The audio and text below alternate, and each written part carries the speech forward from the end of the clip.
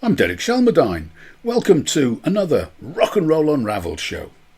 We're going to take a look at the career of one of the absolute legends of rock and roll, Buddy Holly. Now, Buddy Holly was born on the 7th of September 1936. He was born Charles Hardin Holley in Lubbock, Texas, and interestingly enough, his surname was spelt with an EY. So rather than just H-O-L-L-Y, it was H-O-L-L-E-Y. More of that change later. Sometimes he uses his birth name, Charles Hardin, for his songwriting credits.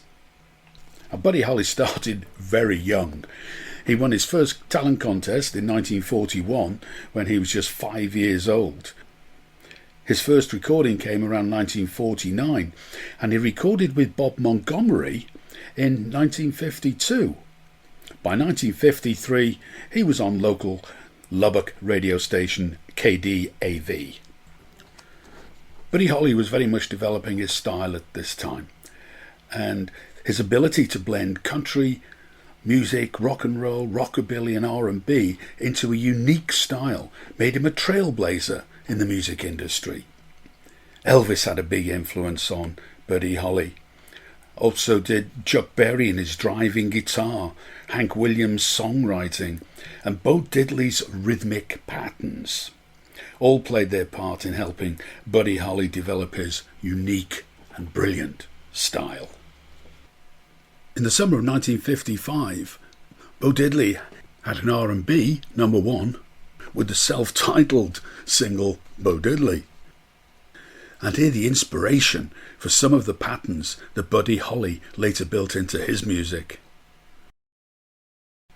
Well, on the 13th of February 1955, Buddy and Bob, that's Bob Montgomery, opened for Elvis at Fair Park Coliseum in Lubbock.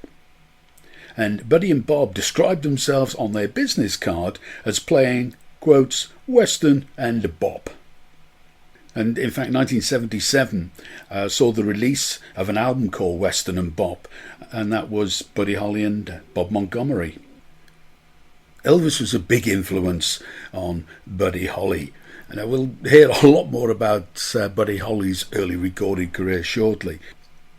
Now, before he found success with RCA, Elvis had 5 singles at Sun Records. He released his first one in the July of 1954, and that was That's All Right, and followed that with Good Rockin' Tonight. When Buddy and Bob opened for Elvis at that Coliseum in Lubbock, he just released his third Sun record, Milk Cow Blues Boogie. For our next piece of music, it's the king of rock and roll himself. And it's his second single we're going with, Good Rockin' Tonight. Written and originally released by Roy Brown in 1947, the version that influenced Elvis was the 1948 Wynonie Harris version, and that was a big R&B hit. It was #1 on the R&B charts for 25 weeks. But he was still performing as a duo with Bob Montgomery at the latter part of 1955, and in fact on the 28th of October they opened again in Lubbock, Texas for Marty Robbins, another major country artist at the time. It was on the 26th of January 1956 that Buddy had his first recording session for Decca, and this was at Owen Bradley's recording studio in Nashville, and he had guitarist Sonny Curtis and bassist Don Guess with him. And the recordings they made that day included Love Me and Blue Days, Black Nights. And shortly afterwards, on the 8th of February, Buddy signed a contract with Decca, and this is how his surname came to change. When Decca wrote up the contract, they misspelled Buddy Holly's name and they missed the E out of Holly. So Buddy Holly, Holley, became Buddy Holly, Hollly.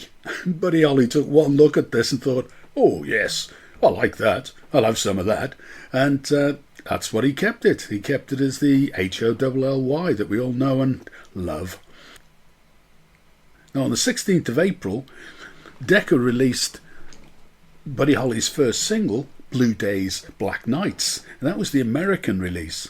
It was released in the UK a little later on the 2nd of July, so Buddy Holly was available in British and American record stores quite a while before he ever saw his name in the charts. At the end of July, Buddy Holly was with the Three Tunes for their second Decca recording session, and that particular day they recorded That'll Be the Day and Rock Around with Ollie V. That'll Be the Day has a writing credit for Jerry Allison, Buddy Holly and Norman Petty. Now, Norman Petty was the manager, and it was not unknown in those days for managers to include their names on songwriting credits, because that way they earned, well, in that case, 1/3 of the writing revenue, and a big slice of the earnings available in that part of the world is for the people who write the songs. And performing on that were Buddy Holly, Sonny Curtis, Don Guess and Jerry Allison. In the December of 1956, Buddy Holly released his second Decca single. That was Modern Don Juan. So he released 2 singles on Decca, Blue Days and Black Nights, and Modern Don Juan. Both sank without trace. So Decca dropped him. And then in the February of 57, Buddy Holly and the Crickets recorded That'll Be the Day. That was Jerry Allison on drums, Nicky Sullivan on guitar, Larry Wellborn on bass, although Joe B. Mauldin was the regular bass player. After the Decca recordings, Norman Petty became their manager, and they re-recorded That'll Be the Day at his Clovis Studios in New Mexico. The song's title is taken from a John Wayne movie, where he was quite fond of saying, "That'll be the day." That all starts getting quite complicated now.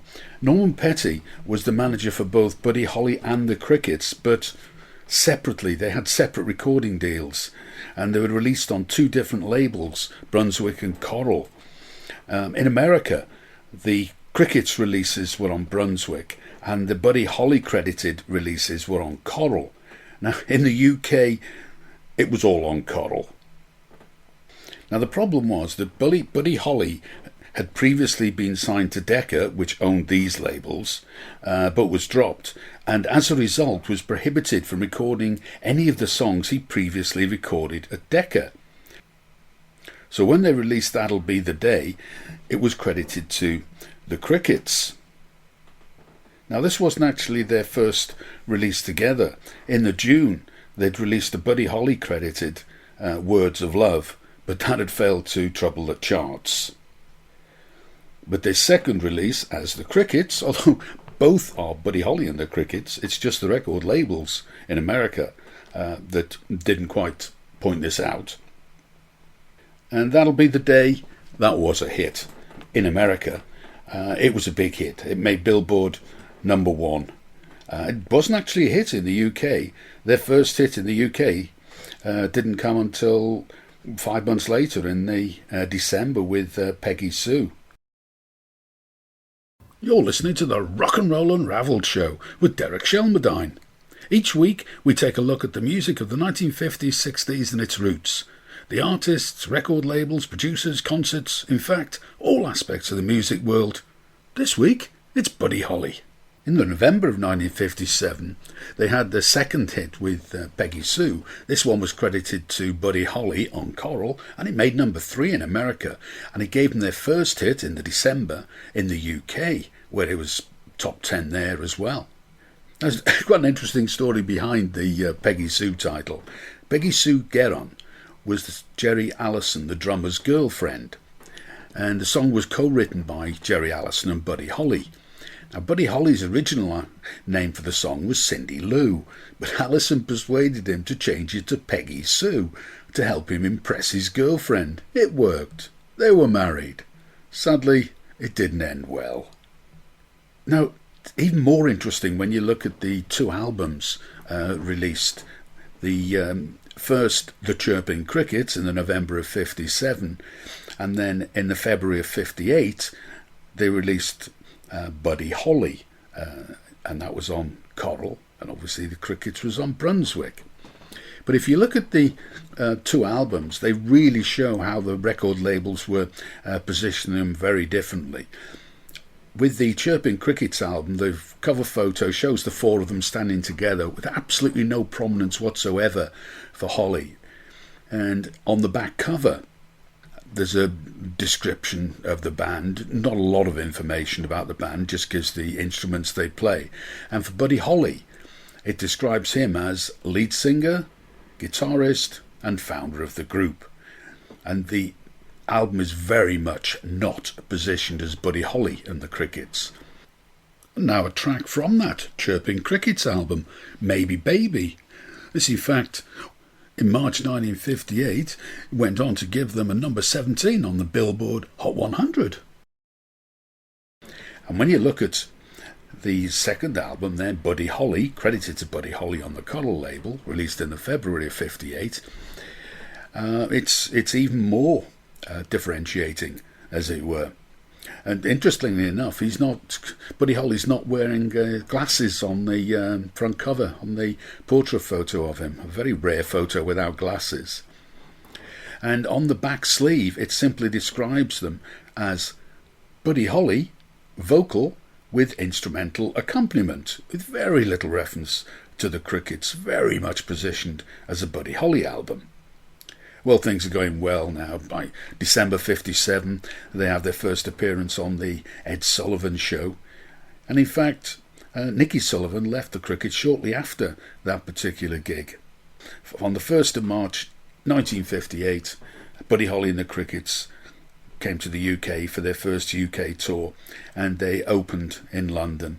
This was a trio with Buddy Holley, Jerry Allison on drums, and Joe B. Mauldin on bass. And now just to drop back a little to December of 57, they had their third American hit with Oh Boy.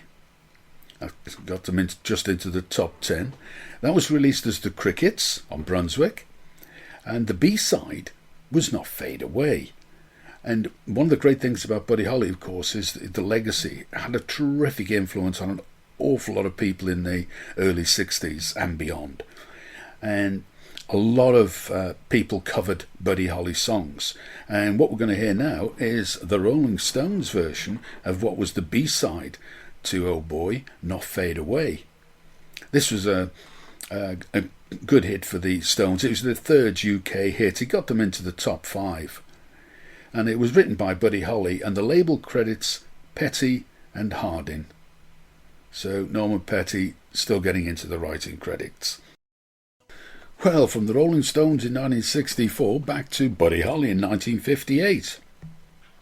And that first UK tour. Well, it finished on the 25th of March at the Hammersmith Odeon in London. And one of rock and roll's great urban legends is the fight that took place backstage that night. The way the story goes is that Joe B. Mauldin punched Holley and knocked the caps off 2 of his front teeth. Holley performed for the second part of the show with gum spread over his front teeth. Now, I don't know if it's true, but it's a good story.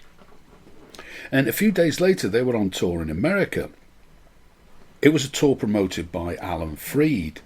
Now, Alan Freed is the guy that coined the term rock and roll. He was a DJ, famous DJ, very much promoting R&B music to a young white audience.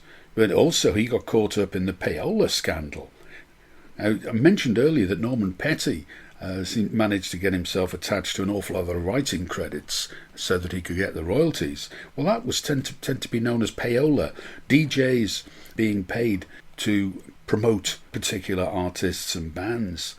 Sometimes the way they did that was to get their names onto writing credits on songs. Actually, Alan Freed fell foul of this. The US government took a dim view of this and came down on it very hard.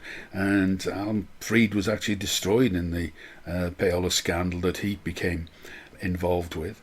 As well as being a DJ, he promoted a lot of concerts and movies and all kinds of things. He was a big player in this 1950s scene.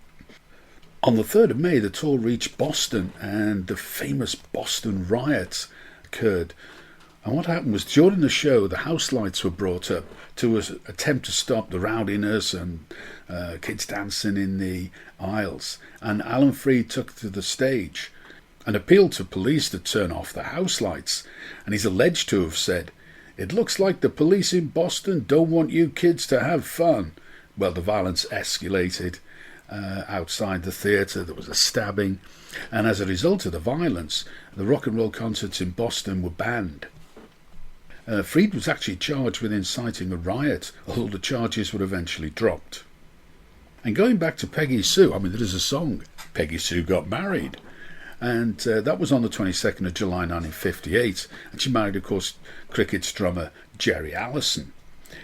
Peggy Sue Garron had met Allison in high school in Lubbock, and he'd already impressed her by changing the name of a song from Cindy Lou to Peggy Sue.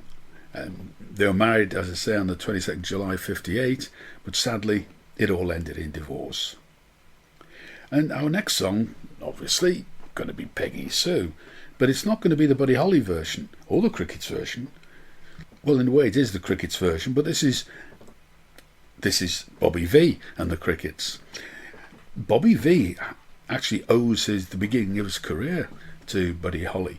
Tragically, when Buddy Holly died and trip on the way to Fargo, the concert wasn't cancelled, and the search went out in Fargo, North Dakota, to find some local talent to play that night. And in fact, it was Bobby V and his group, The Shadows, who effectively stood in for the sadly deceased Buddy Holly that night. So Bobby V actually probably owes his career, certainly the early start, he was only about 15 years old, to the tragic death of Buddy Holly. You're listening to the Rock and Roll Unravelled show with Derek Shelmerdine. We're taking a look at the rock and roll legend that is Buddy Holly. He influenced a host of bands and artists in the 1960s and beyond. But now, let's get back to the plot. In August 1958, Jerry Allison released Real Wild Child, and this was credited to Ivan, his middle name. Now, the original's an interesting one. It was released in Australia a couple of weeks earlier by Johnny O'Keefe and the DJs, and that's accredited as the birth of Australian rock and roll. And around the same sort of time, July 1958, Buddy Holly released Early in the Morning, actually co-written by Bobby Darin, and this was the last American hit he had in his lifetime. It actually only got to about number 32. And in the August of 58, Buddy Holly married Maria Elena Santiago in Lubbock, Texas. And the following month, Buddy Holly opened his own record label, Prism Records, with Norman Petty. Now, 2 recording sessions are known to have happened. One was with Waylon Jennings, a couple of songs, and another with Lou Giordano, another couple of songs. And Buddy Holly played guitar on both sessions. What's interesting is Buddy Holly himself was now heading in a new direction, let's say. Strings are now a big part of the arrangement. Raining in My Heart was recorded on the 21st of October 1958. It was Buddy's last studio recording session, and it was at the Pythian Temple Studios in New York. The string accompaniment was the Dick Jacobs Orchestra, and they recorded 4 songs that day. It Doesn't Matter Anymore, Moon Dreams, True Love Ways, and the one we just heard, Raining in My Heart. And we're very much coming to the parting of the ways now between Buddy Holly and the Crickets. On the 28th of October, they made their last TV performance together on American Bandstand and performed Heartbeats and It's So Easy. And shortly after that, he parted company with Norman Petty. Now, the Crickets decided to stay with Norman Petty. As I mentioned at the beginning of the show, there were 2 separate recording deals, one for the Crickets and one for Buddy Holly. So Buddy Holly was now a solo artist. And 3 months later, he embarked on the Ill-fated Winter Dance Tour. But more of that shortly. At the end of '58, Sonny Curtis joined, essentially replacing Buddy Holly in the Crickets. So now Buddy Holly and the Crickets were very much two separate units. And I thought it'd be interesting to hear Buddy Holly's last American hit single, Early in the Morning. It was his last hit single in America. It reached 32. It entered the Billboard Top 40 on the 11th of August 1958. It actually fared slightly better in the UK, as a lot of Buddy Holly's songs did. It got to number 17 there. Now, there's a lot of detail in the show, as there always is when you're unravelling rock and roll. Now, to check it out at your leisure, see the associated blog of the show. It's in a section called Rock and Roll History. You can find that at the top of the homepage. And just check out the Buddy Holly story. And that's on rockandrollunraveled.com. In the December of 1958 and early January 59, Buddy Holly made his final recordings at home at his Greenwich Village apartment. And he recorded songs like Peggy Sue Got Married, Crying, Waiting, Hoping, Slipping and Sliding, and a cover of the Robbins' 1955 classic, Smokey Joe's Cafe.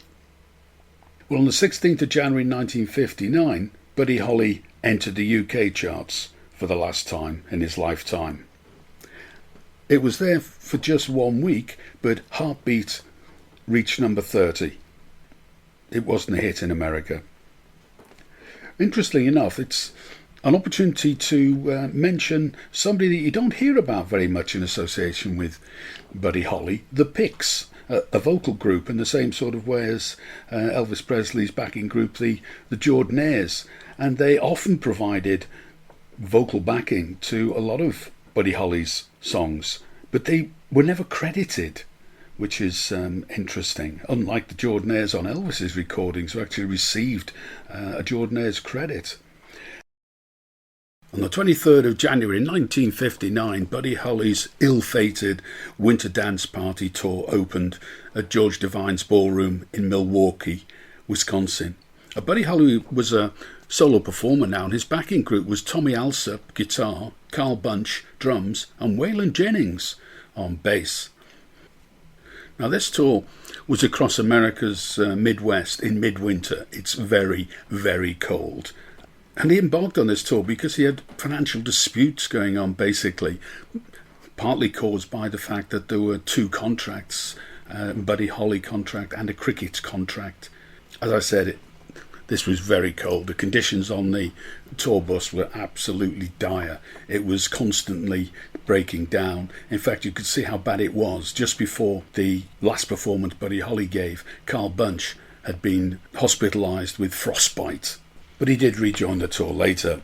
Buddy Holly's last performance on the Winter Dance Party tour was on the 2nd of February at the Surf Ballroom in Clear Lake, Iowa. Now, also on the bill were the Big Bopper, Ritchie Valens, and Dion. The last song that Buddy Holly performed on his set was Chuck Berry's Brown-Eyed Handsome Man, one of the other songs that the crowd would have heard that night. From The Big Bopper and Chantilly Lace. It was a hit on both sides of the Atlantic. It was there Buddy Holly decided to hire a light aircraft to fly to Fargo, North Dakota for the next concert in nearby Moorhead, Minnesota. Holly's backing musicians were Waylon Jennings and Tommy Alsop, and they originally planned to accompany him on the flight.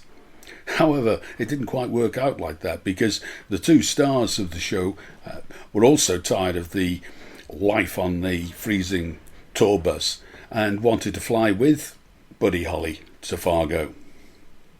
Well, Waylon Jennings gave up his seat for the Big Bopper, and Ritchie Valens tossed a coin with Tommy Alsop for his seat, and you could say that Ritchie Valens won the flip of a coin. Well, it's the 3rd of February 1959, the day the music died. Buddy Holly's tragic death in a plane crash. The plane took off shortly after midnight and crashed a few miles out of Clear Lake. killing the pilot and his 3 passengers, Buddy Holly, Big Bopper and Ritchie Valens. However, it's an ill wind, as they say, that blows no good.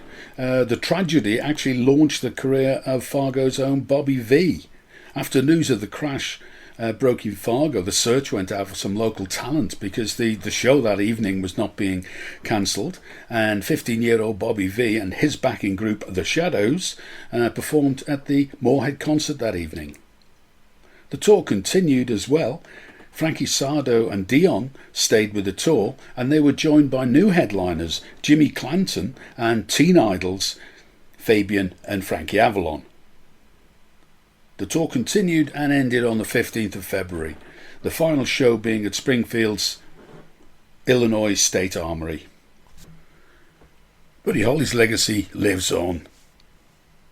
His songs have regularly been performed and recorded since his death. Linda Ronstadt made number 11 in 1976 with her version of That'll Be the Day. The Beatles have covered Words of Love, The Stones' Not Fade Away, and other artists as diverse as Bob Dylan, Grateful Dead and Eric Clapton have all regularly performed or recorded Buddy Holly compositions. The Bobby Full of Four recorded Think It Over, but I thought it would be fun to play another Bobby Full of Four song that also has Buddy Holly connections. It was one of the first tracks the Crickets laid down for their first album after Buddy Holly died, and that was I Fought the Law, written by Sonny Curtis. I Fought the Law was also a UK hit for British punk rockers, The Clash, in 1988. Well, that's it. I'm Derek Shelmerdine. You've been listening to the Rock and Roll Unravelled show, and that was the story of Buddy Holly, one of the true legends of 1950s rock and roll. I hope you've enjoyed listening to the show as much as I had in putting the whole thing together. Join me again next time for another look at a little piece of rock and roll unravelled.